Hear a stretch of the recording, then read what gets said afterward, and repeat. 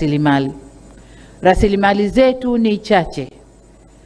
Kama mnavyojua, mara nyingi tunategemea kupata kutoka nje, mikopo kutoka kwa taasisi mbalimbali za kimataifa, mabenki ya kimataifa, lakini yaliyotokea nchini kwetu yametutia doa kidogo. Kwa hiyo huenda yakatupunguzia sifa ya kupata hiyo mikopo kwa urahisi kama tulivyopata muhula wa kwanza wa awamu hii. Muhula wa kwanza wa awamu hii tulikuwa tunapata sana kwa sifa zetu, kwa msimamo wetu, kwa kazi tunapofanya. Lakini doa tulilojitia huenda likaturudisha nyuma. Kwa maana hiyo, tuna kazi ya kutafuta fedha humu ndani. Kutumia rasilimali zetu alizotupa Mungu, tutaangalia njia gani tutazitumia tupate fedha ili tukatekeleze miradi ile ambayo tunakwenda kutekeleza.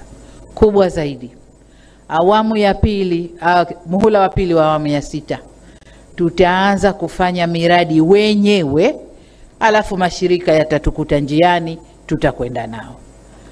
Hatutakaa kusubiri tunauza mradi, tunakwenda kubembeleza, mradi unakubaliwa, lakini nendeni karekebisheni hili, nendeni yule nenda kamkisi, usimnyukue, lakini yule sijui kamfanyeje. Mradi badala ya kupata approval kwa miezi 3-4, tunachukua mwaka mzima tunabembeleza mradi mmoja. Paka permission inatoka, no objection, maneno yenu wataalamu. Tuna miaka 2 tunamaliza kipindi chetu. Hatutasubiri hayo. Tutaanza kwa fedha ya ndani, alafu wale wakimaliza na objection zao watatuunga katikati.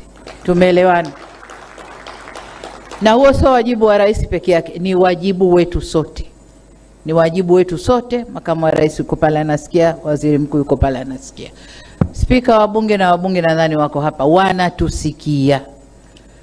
Kwa hiyo huo ndio mwendo ambao tutakwenda nao. Tuliahidi kufanya mambo ndani ya siku 100 za kazi. Nadhani leo tuko kwenye siku ya 10